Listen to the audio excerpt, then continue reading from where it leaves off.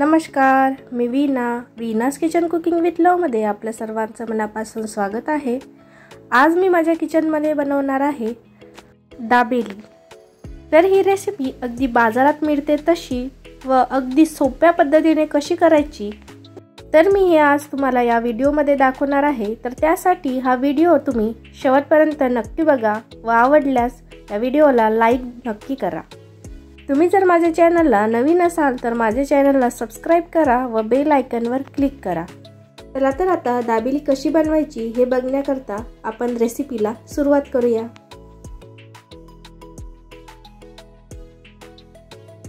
दाबेली बनवण्याकरता मी सर्वप्रथम चिंचेची चटणी तयार करणार आहे। तर त्यासाठी मी अर्धा वाटी चिंच घेतलेली होती व ती 2 तास पाण्यामध्ये भिजत घातलेली होती।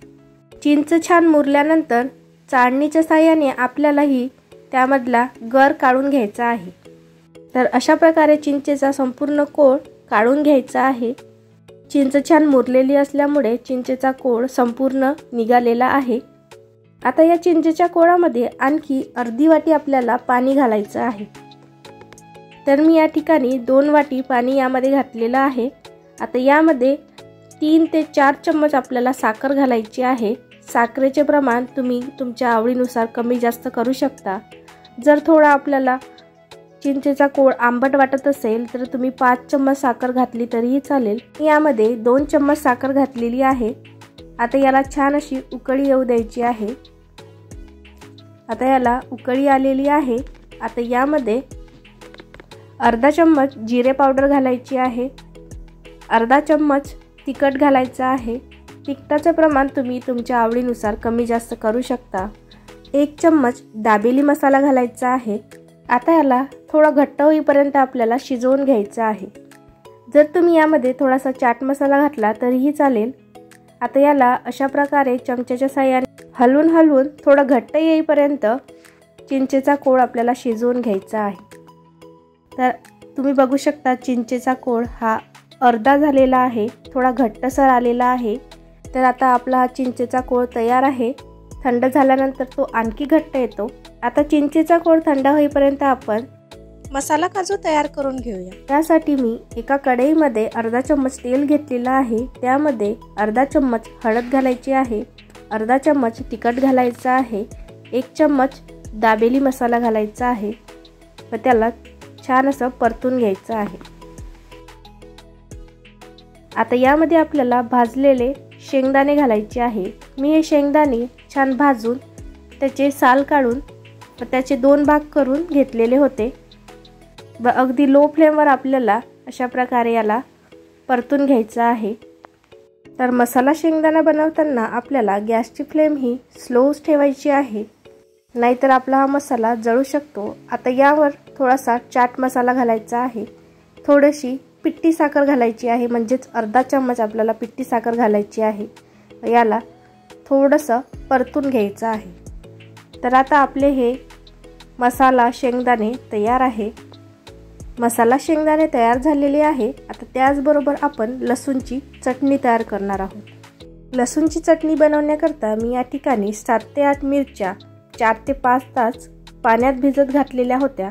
आता त्या काढून मी एका मिक्सरच्या भांड्यामध्ये घेतलेल्या आहे व यामध्ये 25 ते 30 लसूण पाकळ्या आपल्याला घालायच्या आहे। आता यामध्ये अर्धा चम्मच तिखट घालायचं आहे। हे तिखट जास्त तिखट असल्यामुळे मी अर्धा चम्मच घातलेला आहे, तुम्ही 1 चम्मच घातलं तरीही चालेल।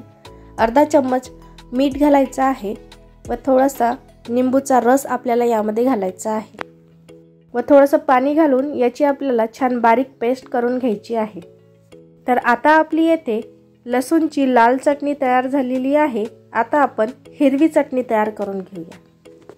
आता हिरवी चटणी तयार करण्याकरता मी या ठिकाणी पुदिन्याची पाने घेतलेली आहे। यामध्ये 2 हिरव्या मिरच्या घालायच्या आहे।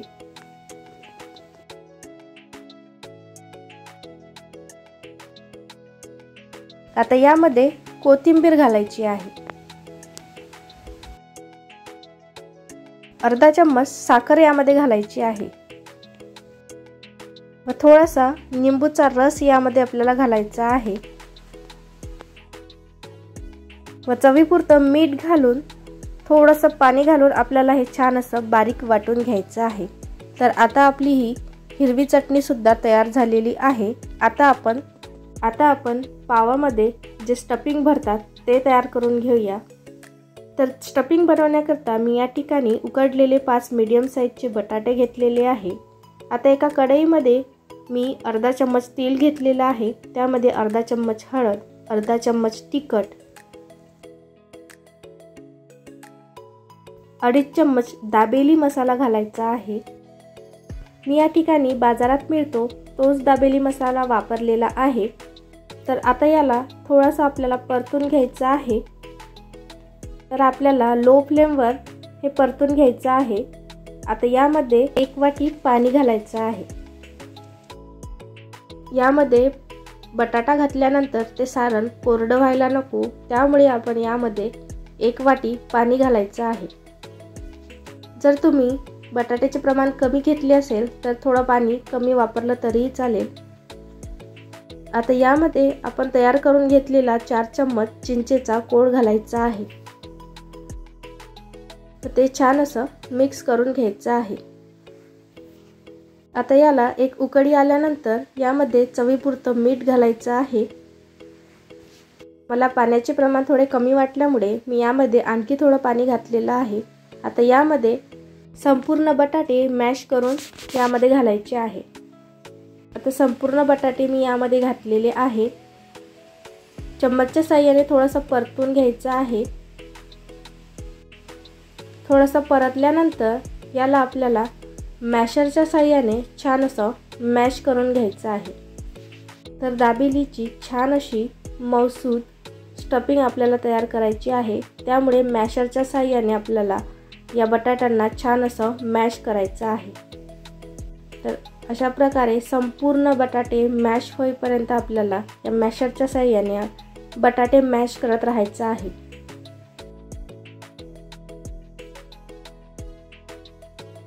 तर आता संपूर्ण बटाटे छान एकसारखे मॅश झालेले आहे व पाण्याचं प्रमाण सुद्धा अगदी व्यवस्थित आहे। तुम्हाला जर पाण्याचे प्रमाण थोडे कमी वाटले, थोडा जर घट्ट आपल्याला हे स्टफिंग वाटलं तर तुम्ही यामध्ये थोडं पाणी घातलं तरीही चालेल। तर अशा प्रकारे आपल्याला हे स्टफिंग छान असं शिजवून घ्यायचं आहे। थोडं घट्टसर येईपर्यंत आपल्याला हे स्टफिंग शिजवून घ्यायचं आहे। तर हे स्टफिंग कढईला चिटकत नसेल तर समजायचं की आता आपलं हे स्टफिंग छान असं शिजवून झालेलं आहे, तयार झालेलं आहे। स्टफिंग तयार झाल्यानंतर मी एका प्लेटमध्ये काढून घेतलेलं आहे व त्यावर मसाला शेंगदाणे घालायचे आहे। मसाला शेंगदाणे घातल्यानंतर यावर थोडेसे आपल्याला डाळिंबाचे दाणे घालायचे आहे। अशा प्रकारे पसरवून आपल्याला डाळिंबाचे दाणे घालायचे आहे।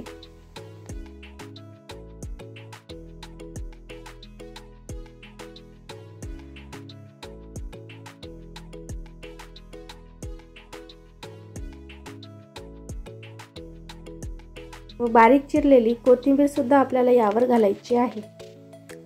तर आता आपलं हे स्टफिंग सुद्धा तयार झालेलं आहे।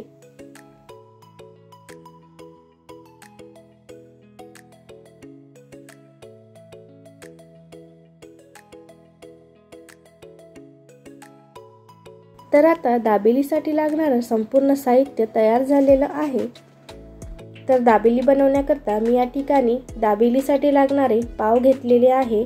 दाबेलीमध्ये भरण्याकरता लागणारं स्टफिंग सुद्धा तयार आहे। त्यावर लावण्याकरता तयार आहे हिरवी चटणी। त्यानंतर मसाला काजू सुद्धा तयार केलेले आहे। लसूणची चटणी सुद्धा आपली तयार झालेली आहे व चिंचेची चटणी सुद्धा तयार आहे। तर अशा प्रकारे दाबेलीसाठी लागणारं संपूर्ण साहित्य तयार झालेलं आहे। आता आपण दाबेली तयार करायला घेऊया। दाबेली बनवण्याकरता मी एक पाव घेतलेला आहे व त्याला चाकूच्या साहाय्याने अर्धवट कापून घ्यायचा आहे। आता यावर चिंचेची चटणी लावायची आहे। तर पावच्या दोन्ही साईडने आपल्याला ही चिंचेची चटणी लावायची आहे। तर दोन्ही साईडने मी छान चिंचेची चटणी लावून घेतलेली आहे। आता यावर लसूणची चटणी लावायची आहे। लसूणची चटणी थोडी तिखट असल्यामुळे तुम्ही तुमच्या आवडीनुसार कमी जास्त लावू शकता। तर तर लसूणची चटणी सुद्धा मी दोन्ही साइडने छान अशी लावून घेतलेली आहे। आता यावर हिरवी चटणी सुद्धा लावून घ्यायची आहे। तर हिरवी चटणी सुद्धा आपल्याला दोन्ही साइडने एकसारखी लावून घ्यायची आहे। आता यामध्ये आपल्याला बटाट्याचं जे स्टफिंग तयार केलेलं होतं ते लावायचं आहे। तर अशा प्रकारे पाववर पसरवून आपल्याला हे बटाट्याचं स्टफिंग लावायचं आहे। तर अशा प्रकारे संपूर्ण पावला हे स्टफिंग लावायचं आहे। तर यावर थोडेसे मसाला शेंगदाणे घालायचे आहे। तर थोडेसे डाळिंबाचे दाणे यावर घालायचे आहे। व या ठिकाणी तुम्ही थोडी लसूणची चटणी घातली तरीही चालेल। अशा प्रकारे या पावला बंद करून चम्मचच्या साहाय्याने सेट करायचा आहे। तर आता आपले हे पाव तयार आहे, ते आता आपण तव्यावर शेकून घेऊया। त्यासाठी मी एका तव्यावर 1 चम्मच तेल घेतलेलं आहे। तेलाऐवजी तुम्ही बटर वापरलं तरीही चालेल। यावर एक एक करून आपल्याला दाबेली आपल्याला ठेवायची आहे व मीडियम फ्लेमवर आपल्याला हे छान असे भाजून घ्यायचे आहे। दोन्ही साइडने आपल्याला हे पाव छान असे भाजून घ्यायचे आहे।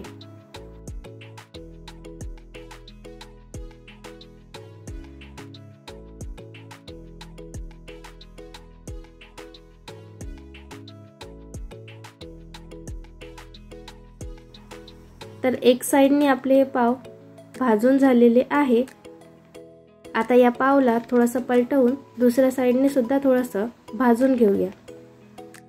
तर अशाच प्रकारे थोडं आलटून पलटून आपल्याला हे पाव छान असे भाजून घ्यायचे आहे।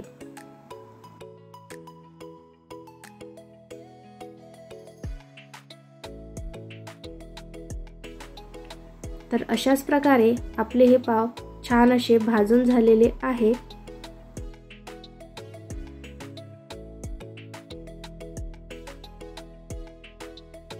आता याला आपण शेव मध्ये डीप करून सर्व करायला घेऊया। तर मी या ठिकाणी बारीक नायलॉनची शेव वापरलेली आहे। त्यामध्ये हे पाव आपल्याला डीप करायचे आहे व सर्व करायला घ्यायचे आहे। अशा प्रकारे आपली ही दाबेली तयार आहे। अगदी झटपट होते व चवीला सुद्धा अतिशय उत्तम लागते व अगदी सोप्या पद्धतीने तयार होते। तर अगदी बाजारच्या चवीची आपली ही दाबेली तयार आहे। तुम्हाला हा व्हिडिओ कसा वाटला मला कमेंटमध्ये नक्की कळवा। जर तुम्ही माझ्या चॅनलला नवीन असाल तर सबस्क्राईब करा व बेल आयकॉनवर क्लिक करा, त्यामुळे तुम्हाला माझ्या चॅनलचे नोटिफिकेशन मिळतील। तर अशाच प्रकारच्या नवनवीन रेसिपी पाहण्याकरता माझ्या व्हिडिओला लाईक करा, शेअर करा, चॅनलला सबस्क्राईब करा व बेल आयकॉनवर क्लिक करा। धन्यवाद।